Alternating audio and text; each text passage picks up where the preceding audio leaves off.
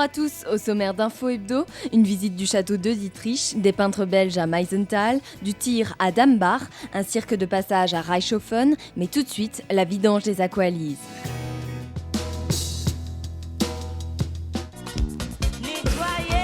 Vous l'avez peut-être remarqué à vos dépens, la piscine des Aqualise est fermée du 4 au 10 septembre pour cause de grands nettoyages. Comme la loi le stipule, les piscines municipales ont pour obligation de vider et nettoyer leurs bassins au moins 2 fois dans l'année. Cet été, c'est sûr, c'est pas le mois d'août qui aura attiré les baigneurs, mais il faut tout de même profiter de cette période d'accalmie pour nettoyer et assurer la maintenance de l'équipement technique. Aux Aqualise, on est en train de faire une vidange annuelle, obligatoire, il y en a 2 par an. Et après l'été, c'est nécessaire parce qu'il y a plein d'algues et puis le soleil aidant, voilà, on nettoie tout, les bassins, on change d'eau. Et la tâche n'est pas si aisée puisqu'elle nécessite la mobilisation de 8 personnes, dont 2 spécialement dans l'entretien technique des pompes. Des produits actifs, certes, mais également beaucoup d'huile de coude. Même s'ils sont assez rares, des contrôles en matière d'hygiène et de qualité d'eau peuvent être effectués par des organismes spécialisés comme Jeunesse et Sport et le laboratoire, la DAS, qui contrôle, qui vérifie si on a fait une bonne vidange. On est obligé de les informer pour leur donner nos dates de vidange. Pendant que Annie et son équipe nettoient les 3 grands bassins du haut, au sous-sol, Didier et Sébastien vérifient les bacs tampons. Donc le bac tampon, il y en a 3, c'est-à-dire ça concerne les 3 bassins, les grands qu'on a. Donc ceci est que le débordement du bassin, de chaque bassin, avant partait à l'égout. Donc il fallait tout le temps ramener de l'eau propre, donc ça a été effectivement très onéreux au niveau coût. Maintenant on récupère cette eau qui déborde, donc par les baigneurs qui rentrent dans l'eau. Cette eau déborde, elle est récupérée dans nos bacs et refiltrée et ensuite réinjectée, et c'est de l'eau propre. On rajoute quand même en parallèle de l'eau neuve qui est obligatoire par la DAS, donc on rajoute quand même, mais moins qu'ils en rajoutaient avant. Donc c'est, disons, la piscine moderne par rapport à ce qui existait avant. L'air intérieur de la piscine est filtré pour profiter d'une meilleure qualité, mais également pour éviter que des vapeurs de chlore ne s'échappent à l'extérieur de la piscine. La vidange permet le nettoyage ou le remplacement de ces filtres. Donc le filtre air, c'est pour filtrer les particules, c'est-à-dire la pollution extérieure déjà, et ensuite la pollution intérieure qui sont les chloramines, c'est-à-dire c'est le dégagement de chlore combiné à de la saleté, si vous voulez. C'est le chlore qui travaille. Le chlore qui est rempli de microbes, si vous voulez, en simplifié. Donc ces chloramines, elles peuvent se promener dans l'air. Donc pour éviter qu'on réinjecte ces chloramines, on filtre ces particules dans les filtres. Mais la première fonction principale, c'est surtout filtrer la pollution extérieure. Le système de filtration de l'eau se déroule entre autres grâce à des bacs remplis de sable qui retiennent les microbes et autres saletés. C'est également le moment de les nettoyer. Donc ici, vous avez tout ce qui est filtre à sable, c'est-à-dire l'eau des bassins est filtrée pour avoir une eau claire, c'est-à-dire où on peut, comme un miroir, se voir dedans. Donc il est rempli de sable, ces bacs, et donc l'eau, elle passe donc au-dessus du bac, elle passe sur une couche de sable et elle est réinjectée au bassin. Et donc c'est ça qui donne la qualité de l'eau, c'est-à-dire une eau limpide. Ce n'est pas le sable que vous trouvez sur les plages, mais par contre c'est le sable, si vous voulez, qui ressemble au sable du maçon rouge.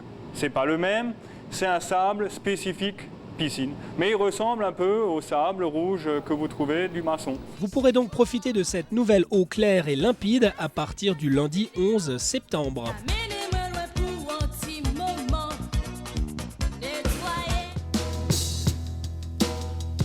Ils étaient 110 amateurs d'histoire ou de petites histoires. La raison de leur venue, visiter le château de Dietrich et sa synagogue avec un guide de choix, le conteur Justin Guébert. Le petit tour a justement commencé par un conte. Une beauté, aux cheveux noirs. Ça change les hommes. Mais bon, l'attendait. Elle lui dit, moi je serai ton épouse si tu es capable de monter sur la montagne là-haut et de me cueillir la fleur la plus rare qui soit. Il est monté. Et quand son cheval il n'en pouvait plus, il est monté lui-même à pied. Quel courage! Toujours suivi de son chien. Mais arrivé au sommet, après bien des souffrances, il s'est aperçu qu'entre lui et la fleur, il y avait comme un petit précipice. Après avoir fait un bref rappel historique, le groupe a pu entrer dans le château. À l'intérieur, M. Rombourg, président de la Société d'Histoire, a lui aussi apporté quelques compléments d'information, notamment sur la famille de Dietrich ou encore sur les magnifiques voitures anciennes qui trônent dans le hall. Il s'appelait donc, comme je disais, Dominique Didier. Dominique vient du latin dominus, c'est-à-dire Sonntag, et Didier a donné Dietrich. Donc le premier Dietrich s'appelait Sonntag Dietrich. Et tous les successeurs après, comme Dominicus, s'appelaient Dietrich. Ensuite, direction la synagogue. M. Rombourg donna quelques précisions sur l'architecture, les fresques, ainsi que les origines de la religion juive et les Hébreux. Pour terminer en beauté, Justin entonna un Alléluia en hébreu.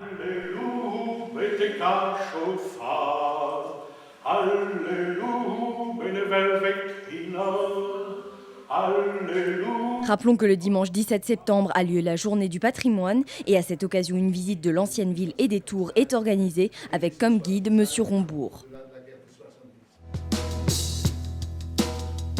Ils étaient une quarantaine venus des 4 coins de la Belgique à la recherche du paysage qui composera leurs œuvres. Ces peintres belges se sont installés 4 jours à Meisenthal et ont déposé leurs toiles dans quelques coins typiques du pays de Bitche. Un moment agréable pour les membres de l'Institut d'aquarelle de Belgique qui peuvent là s'épanouir dans leur passion et passer de beaux jours dans notre région. Nous voyageons d'un village à l'autre, de préférence en groupe parce qu'on vient en groupe et c'est plus agréable de travailler en groupe.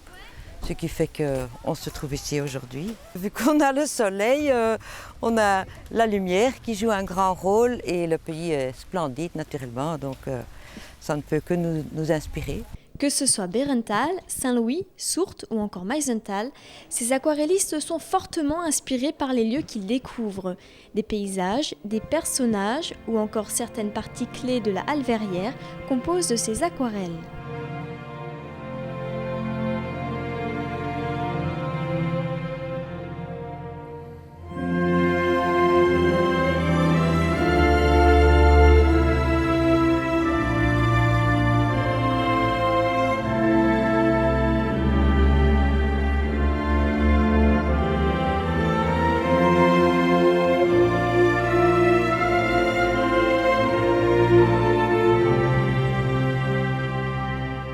Et j'ai vu les vallées qui descendent comme ça. Et j'ai marqué ça avec la goutte ici qui s'arrête ici. La difficulté est où doit s'arrêter la goutte pour moi. Et, je suis content de ça. J'aime bien les bleus et pour moi, ça c'est le point final. D'autres ont par exemple été inspirés par le temps tout simplement ou par les couleurs marquantes de nos paysages. Ça nous a inspiré beaucoup. D'abord, c'est une région qu'on n'a pas chez nous et c'est très, ça inspire beaucoup pour les couleurs et les rythmes du paysage. Pour clôturer ce petit voyage de couleurs, les aquarellistes ont improvisé une exposition en plein cœur de la halle verrière de Meisenthal. Un décor original pour dévoiler leur chef-d'œuvre au public.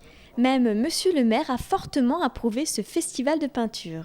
On voit que ces peintres, donc, ils voient ça d'un autre œil que nous, bien sûr, mais on retrouve des endroits qu'on reconnaît, des endroits qui nous laissent un rêveur. Moi, j'ai vu des paysages de Bérenthal, par exemple, par les temps. Je trouve le tableau, il est très bien. Je vois des endroits ici, même dans la halle, pris dans la halle, une fenêtre, l'exposition Buren, ils sont inspirés. Les bâtiments qu'on dit en ruine, à l'extérieur, ils en ont fait un tableau. Je trouve qu'il est vraiment, il est bien. Du concret, de l'abstrait, de la couleur, bref, ces aquarellistes belges ont su peindre avec succès notre belle région. Au total, une centaine d'œuvres aura été composée durant cette petite excursion dans le Beacherland.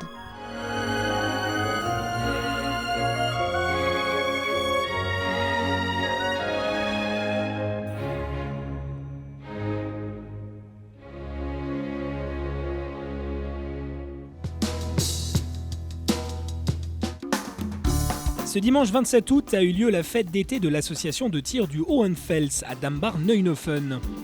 C'est à partir de 10h que le concours de tir à la carabine sur 50 mètres a débuté. Ce fut l'occasion pour certains de découvrir cette pratique. Moi, ça va, pour une première fois, ça va. C'est la première fois que vous tirez? Ouais, c'est la première fois que je tire, ouais. J'ai un collègue qui est dans l'association et c'est la première fois que je tire. Satisfait. Beaucoup de jeunes étaient présents ce jour-là. C'est dur de ne pas bouger, mais ça m'a quand même bien plu. À quelle distance tu as tiré? 50 mètres. Ça va? Selon les numéros, dès que ça touche un trait, c'est le point au-dessus. Et combien de balles tirent chacun? 10 balles pour 2 cartons. Et vous prenez le total des 2 cartons? Oui, sur 100 points. Quel est le meilleur actuellement? Actuellement, 93. 93 points sur 100 possible. Oui. Merci. Vous êtes entraîneur de tir? Non, pas du tout, non. C'est votre fils qui tire? Maman. C'est votre fils qui tire? Et ce genre de sport ne vous inquiète pas? Ah non, pas du tout. Non? Non, non. Bon, c'est encadré, ça va.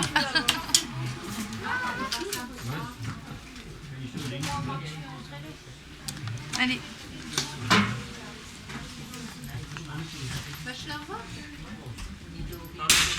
Prends ton temps.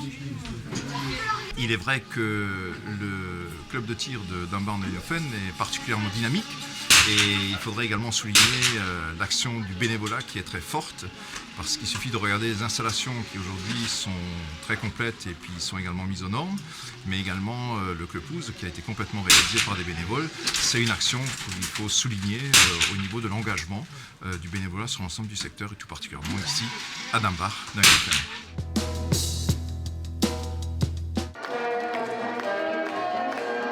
Après Buxwiller, Haguenau et Wissembourg, l'équipe du cirque Zavata a planté son chapiteau à Reichshofen pour 2 jours de représentation le 30 et 31 août.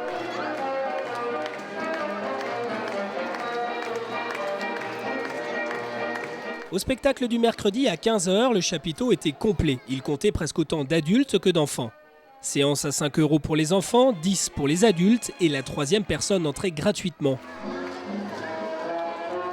Une fois le billet récupéré, c'est parti pour 1h15 de spectacle. Les grands et les petits s'installent sur des planches en bois pas très larges et un peu dures, mais tout le monde trouve ça rigolo. La direction du cirque Fabio Zavata vous souhaite la bienvenue sous son chapiteau et espère vous faire passer une agréable après-midi en notre compagnie. Allez, c'est parti! Les fauves funambules.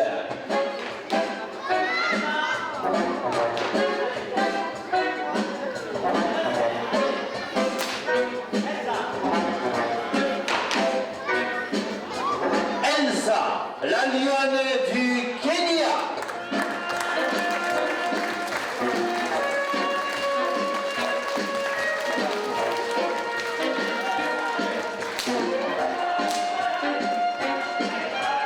Bien sûr, l'installation du matériel nécessite un certain temps. L'installation du chapiteau, avant l'installation du chapiteau, il y a déjà la préparation, la mise en place des véhicules.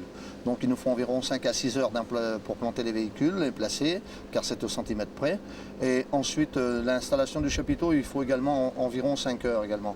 Donc entre tout enchaîné, ça fait entre 10 et 12 heures si on n'a pas de problème selon les emplacements. Je vous présente Raja, les talons Palomino.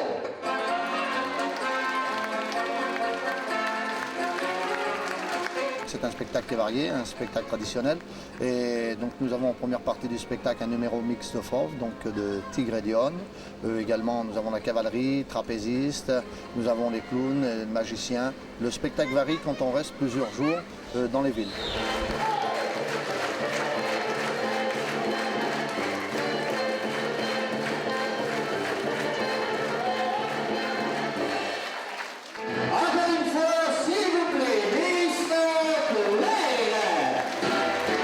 Mais il y a aussi les chameaux blancs de Mongolie, Paco le dromadaire qui trottine au rythme de la musique et qui arrive à placer ses 4 pattes sur une pyramide, Hannibal l'hippopotame d'Afrique de 850 kg qui ne deviendra adulte qu'à l'âge de 10 ans,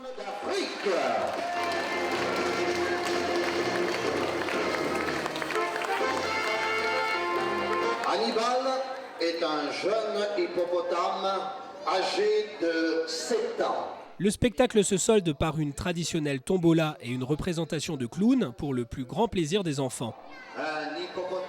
Si le cirque est accessible à tous et toujours aussi magique, Christian Prin, responsable de l'équipe Zavata, déplore la mauvaise image que certaines communes ont du cirque. Pour lui, il ne faut pas faire l'amalgame. Le cirque marche très très bien, il n'y a pas de souci au niveau spectacle, ça marche très bien, vous l'avez vu encore aujourd'hui. Le problème un peu des cirques, c'est les villes qui n'accueillent plus si bien les cirques qu'il y a quelques années en arrière. On a ce gros problème et je pense qu'à l'avenir, les cirques vont mourir à cause de cela. Vous pensez qu'à l'heure actuelle, c'est difficile de faire du cirque? Très difficile. Beaucoup de nos collègues arrêtent le cirque cause qu'ils ne peuvent plus engager des tournées à longueur d'année. Ils ont trop de pertes de jours, donc c'est ça, je crois que les villes ne comprennent pas avec un cirque qui crée un problème et d'autres cirques qui arrivent, tout simplement que tout le monde n'est pas à mettre dans le même sac. Bref, pour les passionnés, sachez que les dompteurs et faiseurs de numéros seront à nouveau dans la région puisqu'ils se produiront à Orfelden en octobre prochain.